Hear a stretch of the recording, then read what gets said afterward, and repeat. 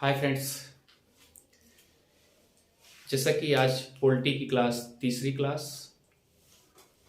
और तीसरी क्लास में फ्रेंड्स हम आज अमेरिका के लिखित संविधान से उठाते हुए हम चलेंगे अपने भारत जो सताए जा रहे हैं तीन प्रेसिडेंसी मद्रास, मुंबई और बंगाल। तो फ्रेंड्स सबसे पहले हम अकॉर्डिंग ऐतिहासिक पृष्ठभूमि भारत का संविधान, इसमें सबसे पहले ऐतिहासिक पृष्ठभूमि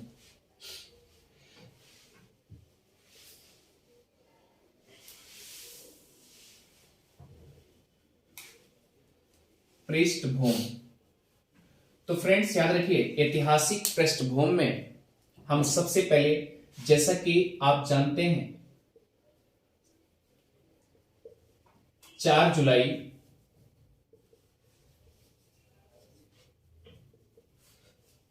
1776 की बात है। अमेरिका आजाद होता है।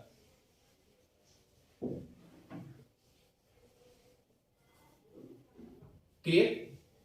लेकिन अगर देखा जाए तो 1776 के पहले 1770 और 1772 अमेरिका के लिए बहुत स्ट्रगल की कहानी रही होगी।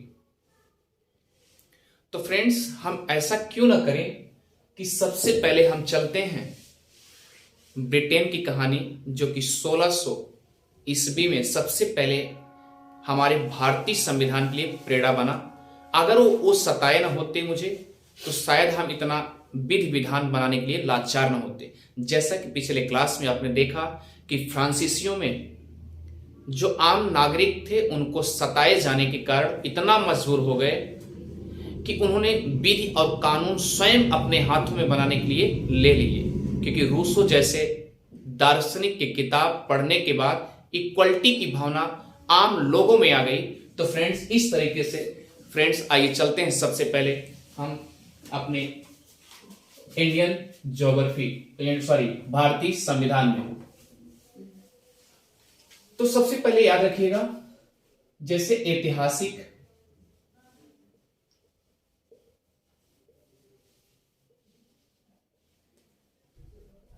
पृष्ठभूमि में थोड़ा सा आगे चलते हैं, ब्रिटेन और इधर भारत की बात। क्लियर? आप जानते हैं कि ब्रिटेन में ढेर सारी संयुक्त कंपनियां थी, अधिक से अधिक, या आप कह सकते हैं 4 कंपनियां दौड़ लगा रही थी,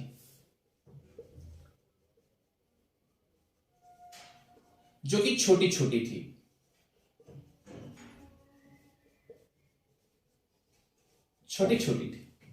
क्योंकि इसके पहले यूरोपियन कंट्री भारत में आ चुकी थी। क्लियर? हुआ क्या, एक दिन ऐसा समय आया जो कि 31 दिसंबर 1600 को महारानी एलिजाबेथ प्रथम, ये वहां की शासिका थी, ये वहां की शासिका थी।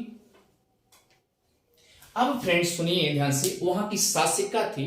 अगर ये देखा जाए, ये 1600 जो ईस्वी है, इंग्लैंड के लिए, नोट करते जाइएगा, इंग्लैंड के लिए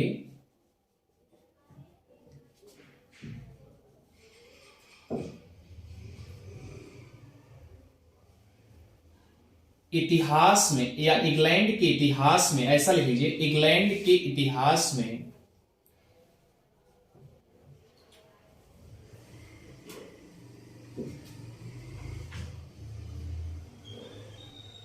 स्वर्ण काल के रूप में माना जाता है।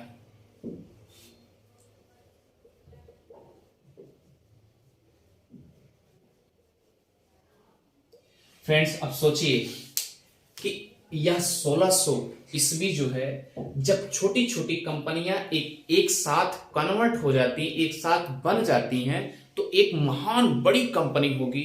तो फ्रेंड्स याद रखिएगा, अब जो इनकी कंपनी महारानी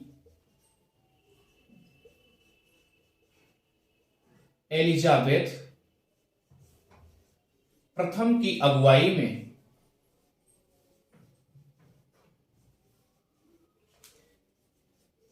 एक बड़ी कंपनी बनती है। एक बड़ी कंपनी बनती है। उस कंपनी का नाम the governor and merchant trading in London of east Indies, इस कंपनी का नाम है, जिसे आज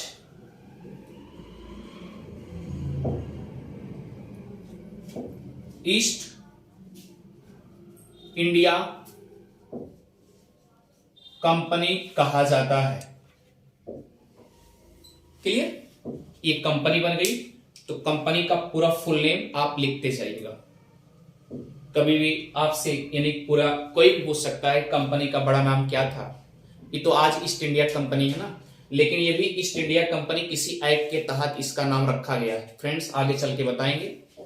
तो फ्रेंड्स ये कंपनी जब बन जाती है, ये केवल पूर्वी देशों के व्यापार के लिए बनाई गई थी। यह कंपनी केवल पूर्वी देशों के लिए बनाई गई थी। लेकिन महारानी क्या कही थी, हम कंपनी बना तो दे रहे हैं, लेकिन ऐसा मत करिए कि छोटी छोटी जो कंपनियां हैं, पता चले कि हम एक कंपनी लेके पहुंचे तब तक दूसरी कंपनी भी फाट पड़े। क्लियर? तो यह कंपनी जो बनी, एकाधिकार कंपनी बनी। इसके अलावा और कोई कंपनी नहीं जाएगी, एकाधिकार कंपनी बनी। और यह कंपनी जब बनी, केवल 15 वर्षों के लिए बनी। क्लियर? व्यापार करने के लिए बनी। तो फ्रेंड्स याद रखिएगा, आगे बढ़ते हैं, इसे इरेज कर देते हैं। एकाधिकार के लिए कंपनी बन गई। अब ध्यान दीजिएगा हुआ क्या इत्तेफाक से। एक पूर्व जाने के लिए कंपनी तैयार, एकदम सब कुछ डन। अब महारानी सोच रही हैं कि आखिर ऐसा थोड़ी ना होगा कि डायरेक्ट कोई जानने वाला होना चाहिए, किसी की अगुवाई में जाना चाहिए। तो उन्होंने क्या किया, ध्यान दीजिएगा, ये पूर्व के देशों के लिए या देशों में जाने के लिए, क्लियर, तो इन्होंने क्या किया कि भैया कौन जाएगा। तो याद रखिए इत्तेफाक से क्या हुआ, एकदम टू द मैटर समझिए कि 1603 में इनकी मृत्यु हो गई।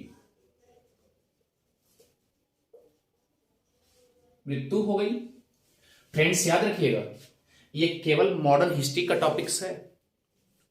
आप केवल फैक्ट, हिस्टोरिकल फैक्ट समझिएगा, क्योंकि जब भी हम पॉलिटी पढ़ेंगे बहुत डीपली पढ़ेंगे, बट हिस्टोरिकल फैक्ट में, क्योंकि मॉडर्न हिस्ट्री का टॉपिक्स है और मॉडर्न हिस्ट्री में पूरा बहुत विस्तृत ढंग से पढ़ाया गया है, भी याद रखिएगा। ठीक, 1603 में इनकी मृत्यु हो गई। फ्रेंड्स याद रखिएगा, जब ये 1600 में कंपनी बनी, दिमाग लगाइएगा, 1600 में कंपनी बनी, इसका मतलब कि जब भारत में भी तो 1600 चल रहा था, भारत में चल रहा था। तो इधर देखिए, ध्यान दीजिए, हेलो, भारत में भी जब 1600 चल रहा था, उस समय दिल्ली में अकबर बैठा था, मुगल सम्राट समझ करके, मुगल सम्राट के रूप में अकबर बैठा था। क्लियर। अब देखिए, अब रानी तो बना दी कंपनी कि ठीक है कोई बात नहीं, व्यापार होगा, 15 वर्ष के लिए होगा। उसके बाद ये भी तो हो सकता है कि अगर रानी 15 वर्ष के लिए बनाई है, अगर अच्छा खासा मुनाफा होगा तो हो सकता है हमारे शीतकाल के लिए बढ़ा दें, ये भी हो सकता है। ठीक है, तो याद रखना, इत्तेफाक से ऐसा हुआ, यह कंपनी बना करके भेजने के लिए प्लानिंग जैसे चल रही थी, तो इधर भारत में भी दिल्ली में अकबर बैठा था, ये कौन थी, महारानी एलिजाबेथ। तो इन दोनों को अगर तुलना किया जाए तो देखिए, यहां पर मेन चीफ कौन है, एलिजाबेथ है, और दिल्ली में भारत के चीफ कौन है, अकबर है। इसका मतलब ए भी मेन शासक, ए भी मेन शासक। तो आपसे कभी भी क्वेश्चन पूछा जाए तो आप तुरंत बताइएगा कि एलिजाबेथ के समकालीन, यानी जितना लगभग समकाल यानी समान काल अकबर रहे, या आप एलिजाबेथ को कह दीजिए। इसका मतलब कि ये 1603 में ए मरी और 1605 में अकबर भी चले गए, अकबर भी चले गए, पलायन हो गए ऊपर। अब जब 1605 में चले गए, यहां का भी शासक चला गया, ये शासिका चली गई। तो फ्रेंड्स याद रखिएगा, तो अगर अब आपसे पूछा जाए एलिजाबेथ के समकालीन कौन है, अकबर है, और अकबर के समकालीन कौन है, एलिजाबेथ, लगभग दोनों का लगभग मिलता जुलता मरण हुआ, मर गई, तो दोनों जगह का शासक चेंज होंगे ना।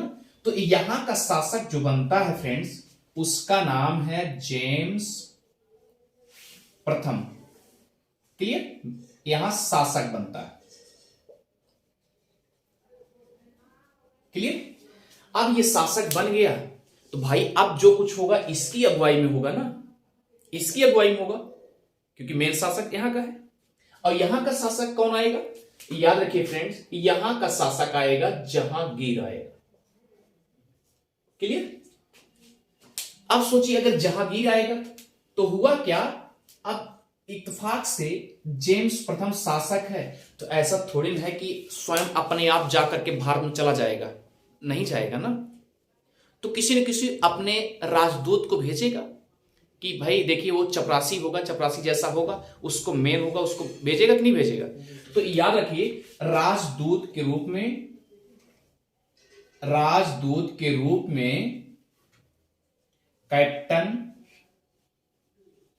हॉकिंस को भेजता है, किसके दरबार में, जहांगीर के दरबार में। लेकिन कंडीशन है, लेकिन जेम्स प्रथम को यह पता थोड़ी ना है कि अकबर मर चुका है, क्योंकि पहले चिट्ठी चौपाती तो थी नहीं, चिट्ठी पत्र होते नहीं थे, फोन से आज मोबाइल है, पहले मोबाइल थोड़ी होता था कि फोन करते हैं हाँ अकबर मर चुका है, ये जानकारी कर लीजिए, ऐसा थोड़ी था, ऐसा कोई कंडीशन नहीं था। तो आप समझिए ध्यान से, जेम्स प्रथम जो है ये क्या किया, राजदूत के रूप में कैप्टन हॉकिंस को भेज दिया।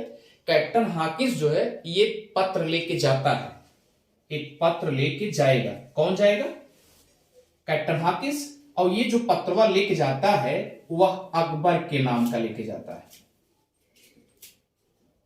अकबर के नाम के लेके जाता है। आप सोचिए भैया, अकबर के नाम का लाइक चलाई, लेकिन याद रखिए इधर तो अकबर मर चुका है, और बिचोवा में यानी मध्य में, अर्थात आप कह लीजिए आगरा में यही एक नादान बालक घूम रहा था, उसका नाम था, नादान बालक का नाम क्या था, खुर्रम।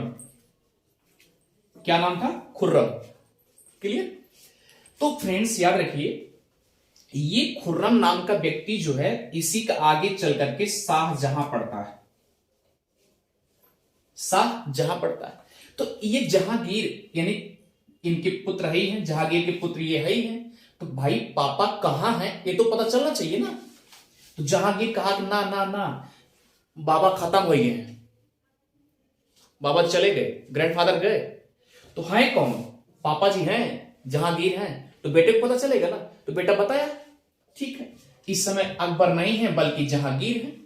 तो फ्रेंड्स याद रखिएगा, एकदम कहानी जैसे याद करते रहिए, क्योंकि हमारी पॉलिटी भी एकदम कहानी जैसे हम आपको याद कराऊंगा।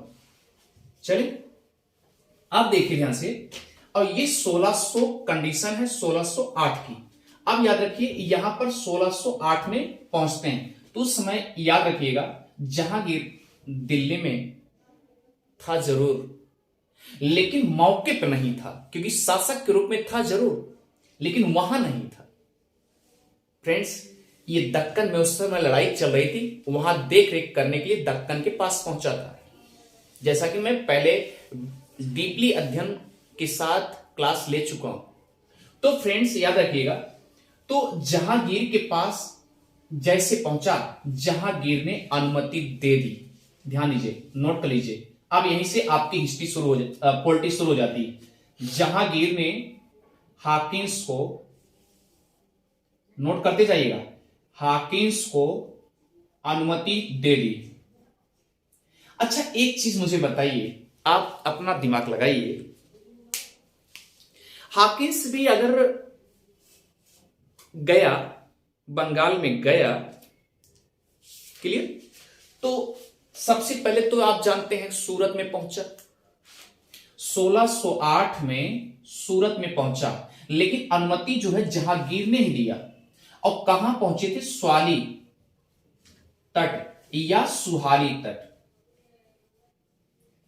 सुहाली तट, क्लियर। लेकिन एक चीज आप सोचिए कि अगर ये 1608 में जहांगीर से अनुमति लेने गया होगा, तो जहांगीर भी अगर पूछा, जहांगीर से पूछा होगा, तो जहांगीर अनुमति अगर दिए हैं, तो एक बार तो मूड बना होगा कि बंगाल में ही डाल दिया जाए ना। लेकिन नहीं, पहले अनुमति कहां मिली? 1608 में सूरत में, क्लियर, सूरत में मिल गई भैया। ये बात तो समझ में आ गई, ठीक है। अब आप इसी कहानी को थोड़ा सा आप और आगे बढ़िए, चलते हैं, इसको इरेज करते हैं एक बार, क्योंकि यहीं से आपकी पॉलिटी की स्ट्रगल शुरू हो जाती है। जो हिस्टोरिकल पृष्ठभूमि है, यहीं से आपकी कहानी आगे बढ़ना शुरू हो जाएगा। यहीं से जान लीजिए आपकी संविधान की शुरुआत होना शुरू हो जाता है। तो भैया याद रखिएगा,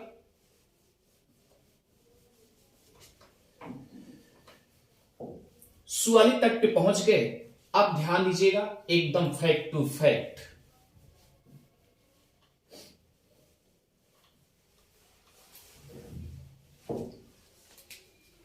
हुआ क्या? जैसा कि आप जानते हैं ये भारत है, मैप भी बनाते चलिएगा साथ साथ, और आप समझते भी चलिएगा और नोट भी करते चलिएगा।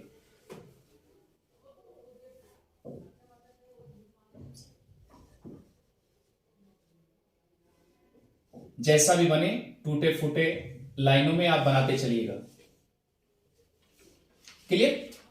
इधर देखिए, यहां पर और यहां पर सूरत, सूरत, क्लियर, और यहीं पर दिल्ली है, सूरत और कलकत्ता, और यहीं पर मद्रास है, और यहीं पर आपकी मुंबई है, क्लियर, मुंबई शहरिया। भैया इधर तो है ये ना, जहां पर जाते हैं आप, क्लियर।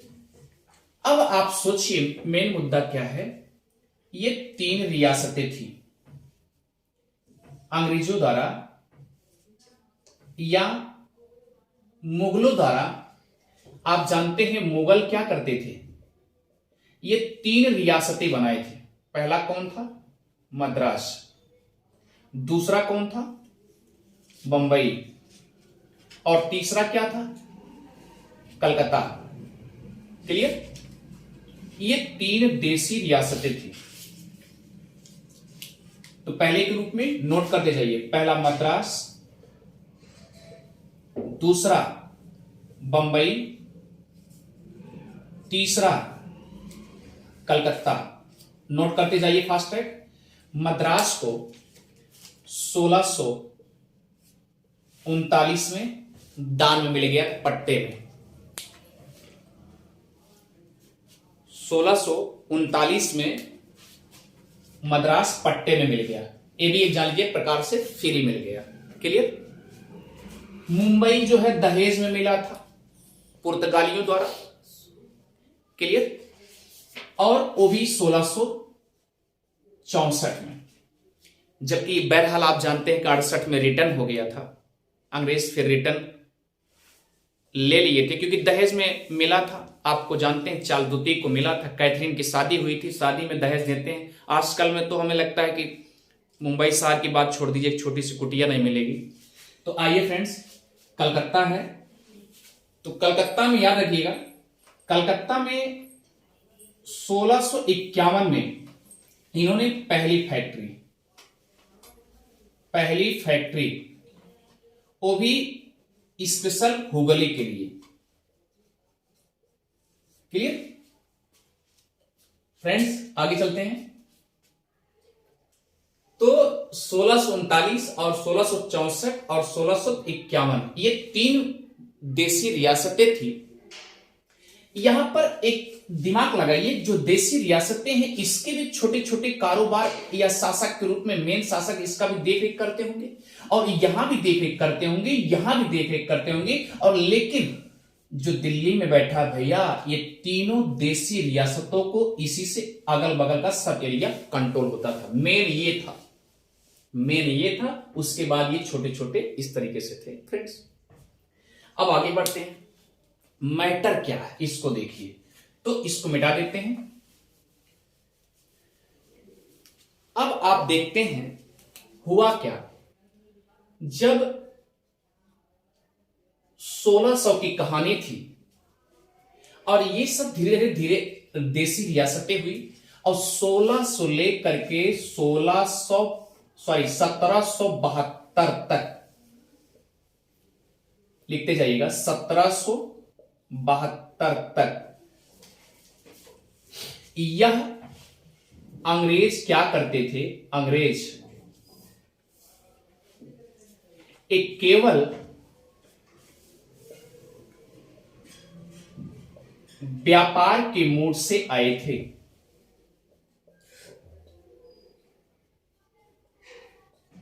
केवल व्यापार के उद्देश्य से आए थे।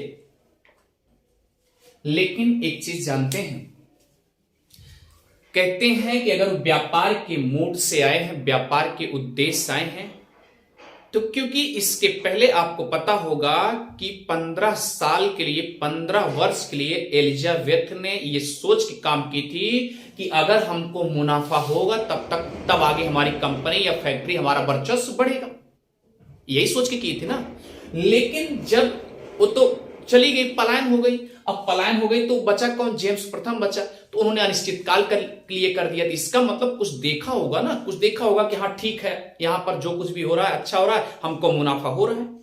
अब देखिए, अगर धीरे धीरे लालच बहुत बड़ी बला है, तो सेम कंडीशन, लालच बढ़ने लगा, उसके बाद वो क्या किए, उनका दिमाग फिरेगा।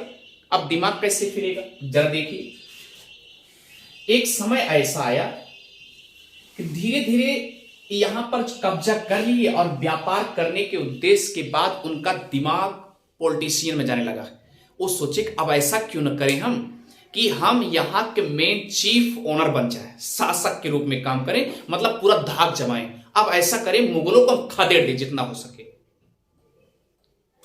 खदेड़ने के मूड में फ्रेंड्स आप सोचो, इतना प्लानिंग बन चुकी थी। क्लियर।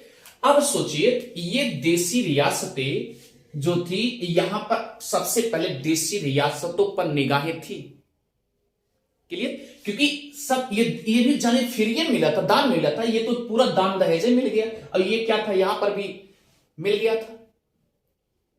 क्लियर।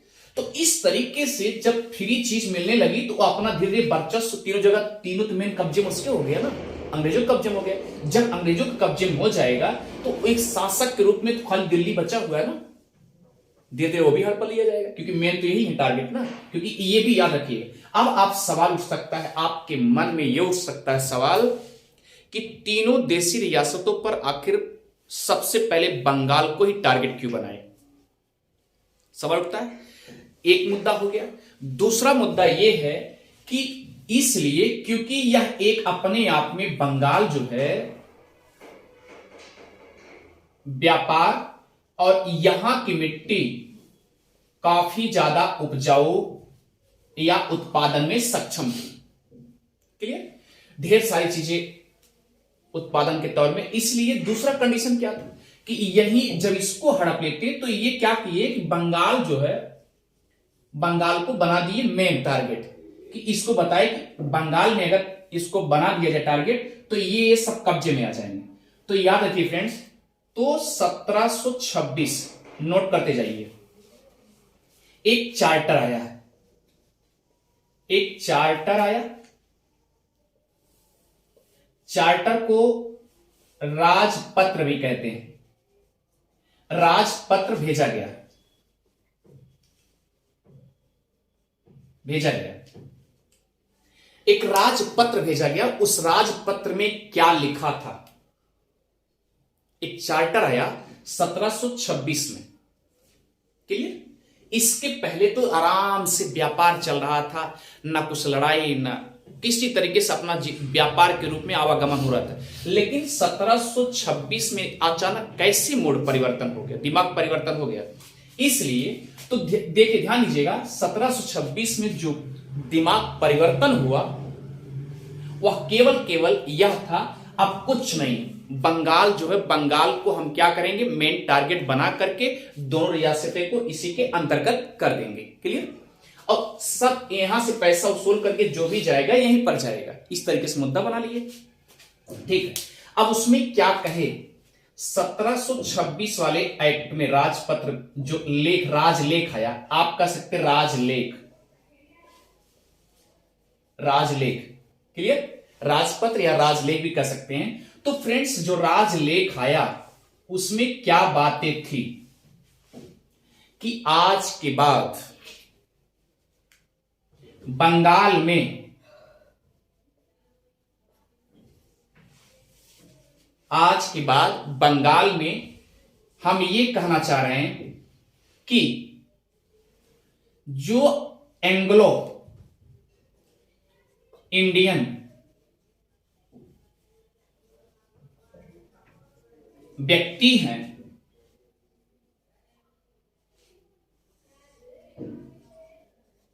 उनको देखते हुए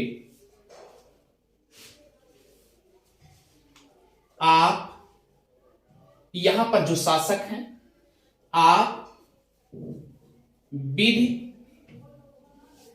बना सकते हैं, लेकिन वह युक्त होना चाहिए, युक्त होना चाहिए, यानी तार्किक होना चाहिए।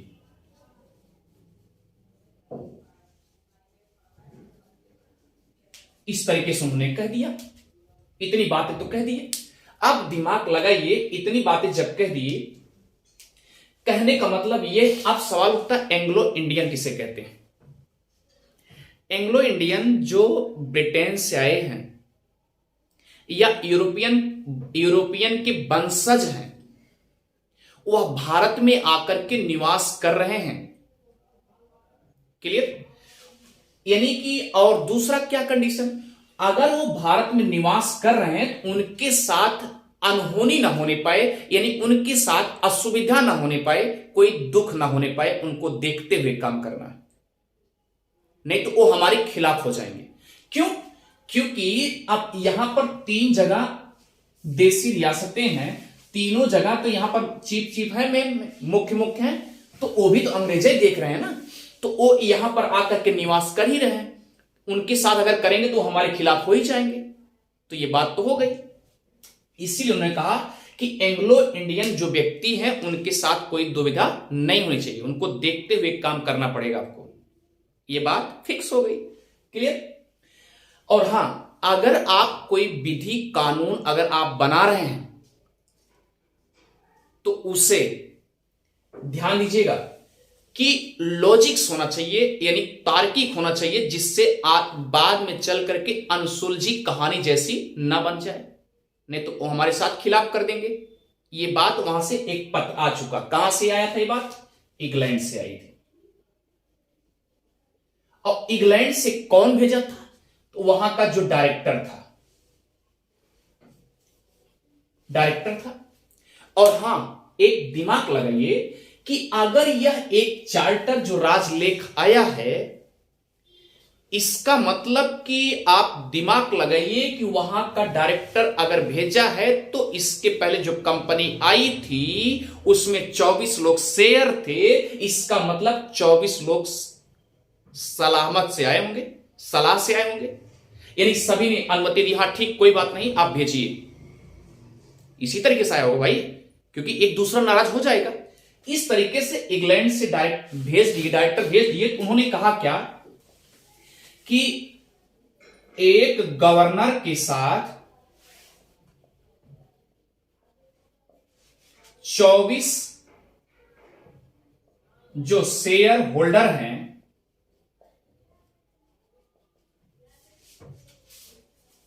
वही अब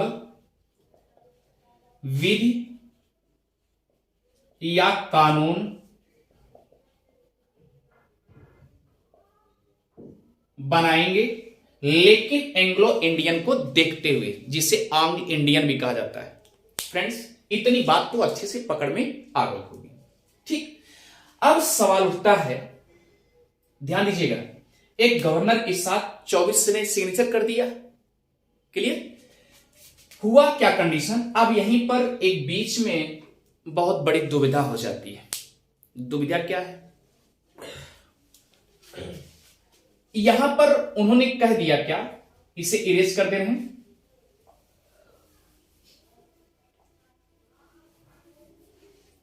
इन्होंने कहा क्या कि जो भी विधि क्या थी, यानी कि अब जो है बंगाल के अंतर्गत ये क्या है, मद्रास और ये मुंबई वाला जो टारगेट था, ये सब इसी के मेन हो गए, बंगाल मेन हो गए, इसके अंतर्गत आ गए सब। तो इन्होंने कहा कि यहां पर आज से वित्तीय या दीवानी का मैटर या दीवानी का कार्यभार डायरेक्ट इंग्लैंड के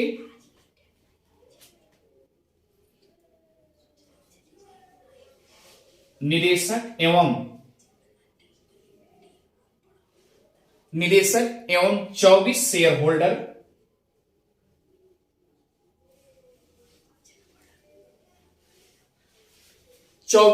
होल्डर द्वारा देखा जाएगा, क्लियर? लेकिन इस तरीके से सौंप दिए, और जब इनको सौंप दिए और उसके बाद कहे कि ऐसा है कि यहां का जो निजाम है,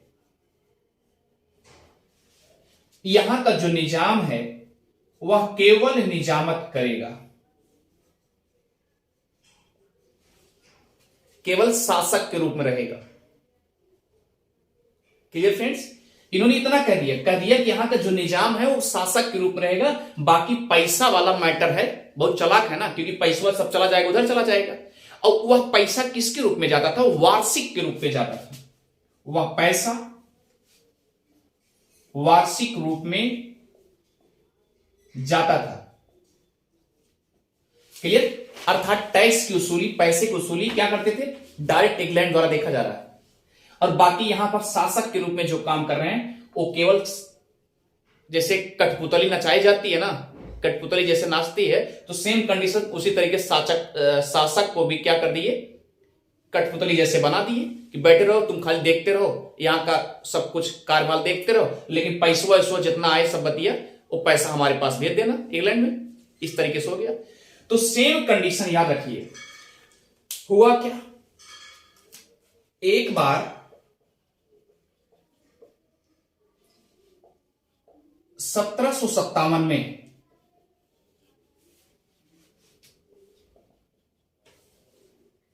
बंगाल में, या आप ऐसे कर लीजिए, स्पेलिश कर देते हैं, नोट कर लीजिएगा,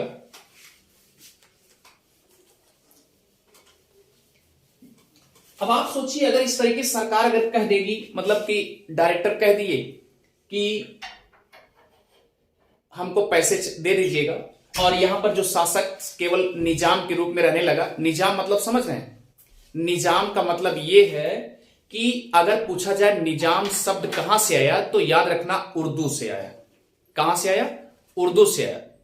और उर्दू, ध्यान दीजिएगा, यह केवल निजाम शब्द केवल क्षेत्रीय शासक को नाम दिया गया था। क्षेत्रीय शासक का नाम दिया गया था। और कहां पर? हैदराबाद में। क्षेत्र का जो शासक होता था उसको निजाम कहते थे। तो वहां से इसका नाम, यानी उर्दू का शब्द है। तो फ्रेंड्स, हुआ क्या, जैसे अब अगर इस तरीके से आप सोचिए, इंग्लैंड द्वारा कह दिया गया कि भैया पैसे के जो लेन देन है वो इंग्लैंड डायरेक्ट पहुंचा दीजिए, पैसे के लेन देन इंग्लैंड पहुंचा दीजिए, और बाकी सब आप नवाब बन के देखते रहिए, और हां वार्षिक के रूप में। तो अच्छा, ये बताइए उनके पास बचेगा क्या? एक टैक्स के रूप में ले रहे, ठीक है, कोई बात नहीं। तो यहां पर जो आम पब्लिक बैठी, जो शासक के रूप में, नवाब के रूप में है, वो चालाकी करेंगे कि नहीं करेंगे? ये सब चालाकी करेंगे कि नहीं करेंगे? भाई कुछ हमको भी एक्स्ट्रा चाहिए। तो इस तरीके से क्या हुआ, ये सब अपना ठीक से काम नहीं कर पाते थे। और सवाल उठता है कि आखिर ऐसा डायरेक्टर महोदय ने क्यों कहा?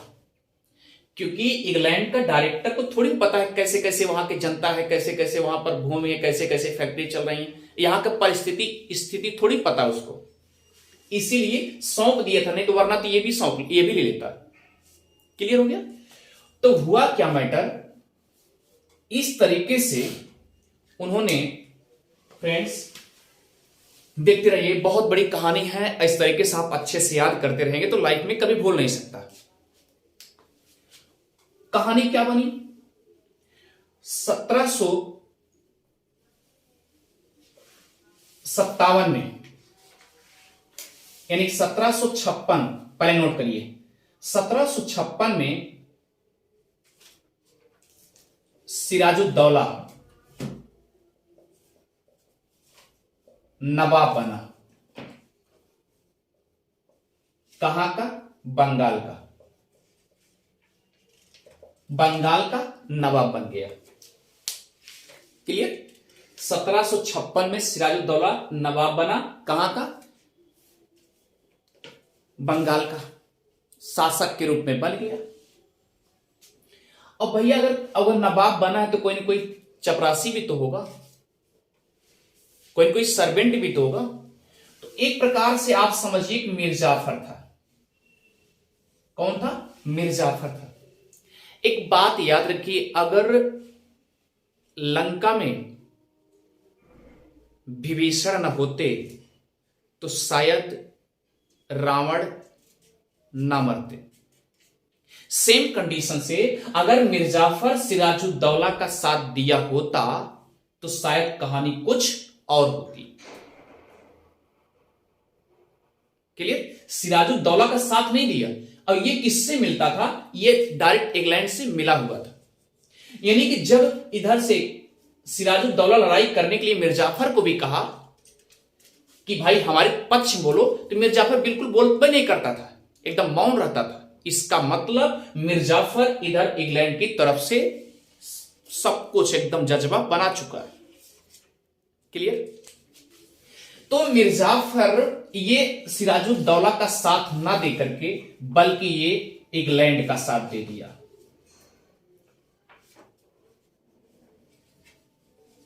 क्लियर?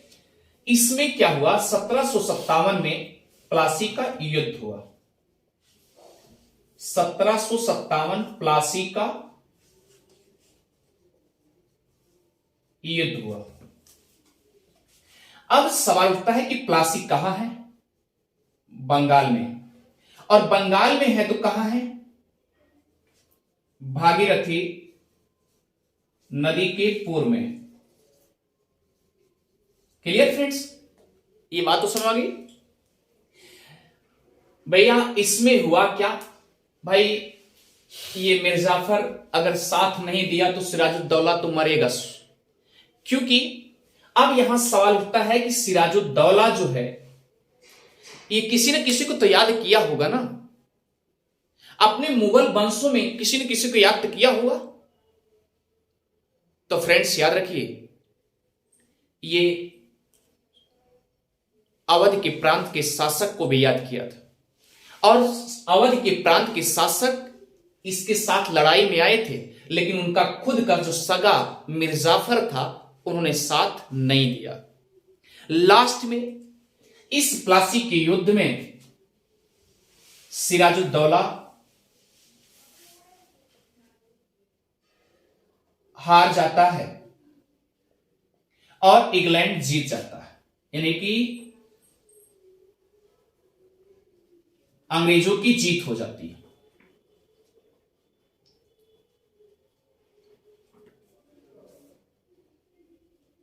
और हां, एक कंडीशन, पहली कंडीशन यह है कि अगर ये लड़ाई हुई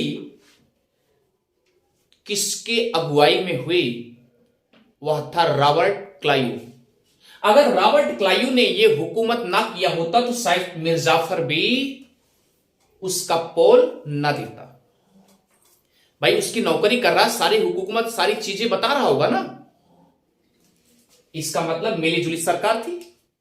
इसके बारे में बहरहाल डीपली हम चलेंगे, जब मुगल इतिहास पढ़ाएंगे तो बहुत डीपली चर्चा करेंगे। लेकिन अभी जो मैटर चल रहा है पहले हिस्ट्री का देख लीजिए, ऐतिहासिक पृष्ठभूमि का। तो अंग्रेजों की जीत हो जाती है, और अगर और देखना चाहेंगे तो याद रखिए 1764 में बक्सर का भी युद्ध होता है। बक्सर का भी युद्ध होता है। फ्रेंड्स याद रखना, उस समय यह जो बक्सर का युद्ध होता है, इसको इरेज करके एक बार हम फिर से लिखते हैं।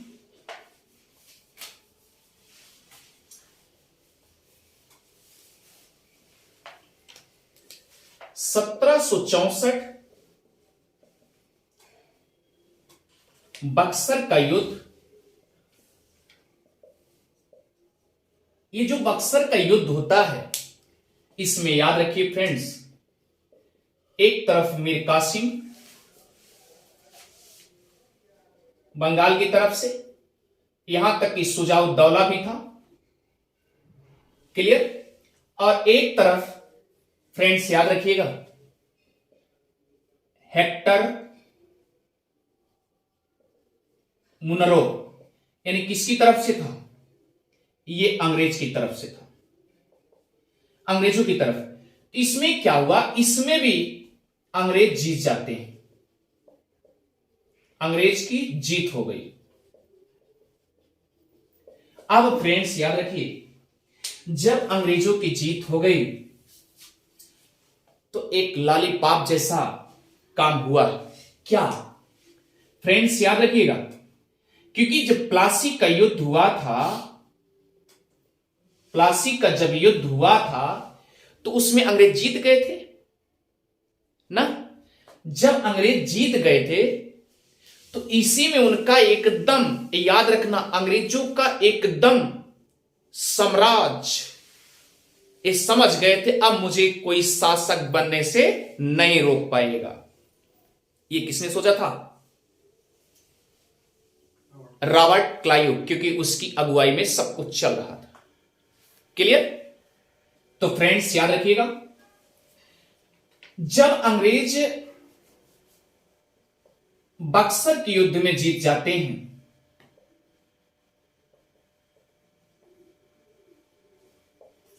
थोड़ी सी एक कहानी और सुन लीजिए। बक्सर तो बिहार में है, लेकिन अगर रामायण में भी लड़ाई हुई थी, रामायण में ताड़ुका वध सुना होगा। ताड़ुका वध बक्सर जैसे जिले में ही हुआ था। अगर एग्जैक्टली लोकेशन दिया जाए तो शाहाबाद था। और याद रखिए, बक्सर एक ऐसा जिला है जहां पर गुरु विश्वामित्र ने राम और लक्ष्मण जैसे राम और लक्ष्मण को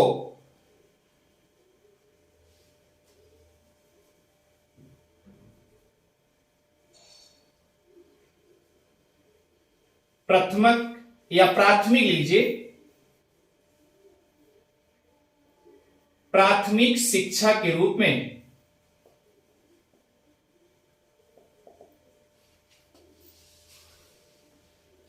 बक्सर में ही दिए थे।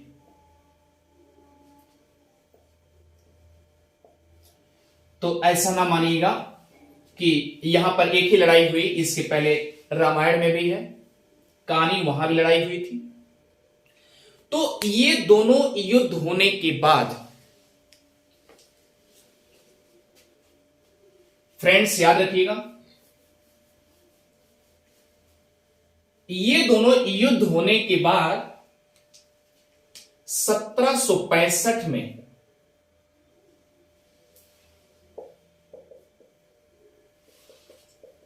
इलाहाबाद की प्रथम संधि होती है।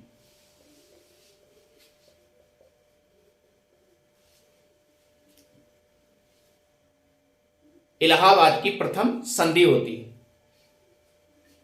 इसमें बंगाल के अंतर्गत उड़ीसा, बिहार, इनकी भी दीवानी प्राप्त हो जाती है। दीवानी भी प्राप्त हो जाती है। किसको? अंग्रेजों। अब तो खुशियों का जश्न मनाया जाएगा भाई, दो दो प्लेस मिल चुके हैं और दो दो लड़ाई हम जीत चुके हैं। इसका मतलब कि अंग्रेज प्रभुत्व संपन्न की तरह एम्परर बनने जा रहे हैं, साम्राज्य अपना स्थापित करेंगे, शासक बनने जा रहे हैं। तो एक समय ऐसा आएगा कि हम सब भी उसे परास्त करेंगे और हम भी अपना मजबूर बनेंगे संविधान बनाने के लिए फ्रेंड्स। तो आज हम यहीं पर ड्रॉप करते हैं फ्रेंड्स।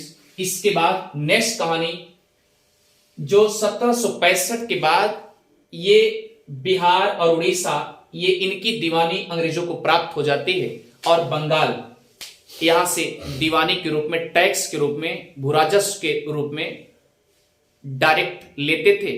यहीं पर फ्रेंड्स याद रखिएगा, अब क्लाइव क्या कर देता है? द्वैध शासन लागू कर देता है। तो हम कल की जो चर्चा करेंगे फ्रेंड्स, द्वैध शासन। अगर आपसे पूछा जाएगा कि द्वैध शासन क्या है, तो दोहरा शासन है, यानी जैसे एक प्रकार से राज्य सरकार या प्रांत की सरकार और एक सेंटर की सरकार। तो सेंटर में कौन है? डायरेक्टर है इंग्लैंड का, और यहां सेंटर मतलब मेन यहां पर जो बैठा हुआ है वो, दोनों की हुकूमत चलती है। इसी प्रकार से द्वैध शासन का रॉबर्ट क्लाइव द्वारा प्रथम क्षेत्र जो है बंगाल है फ्रेंड्स। कल यही टॉपिक्स आपको चलेंगे। और हां, आप इतना ध्यान दीजिए, जितने भी एकदम फैक्ट टू फैक्ट बताए जा रहे हैं और कॉन्सेप्चुअल तोड़ते हुए चल रहे हैं, उसे आप नोट भी करते जाइएगा फ्रेंड्स। और उदय जीएसएस सेंटर को सब्सक्राइब करना, शेयर करना, कमेंट करना कभी ना भूलें। Thank you.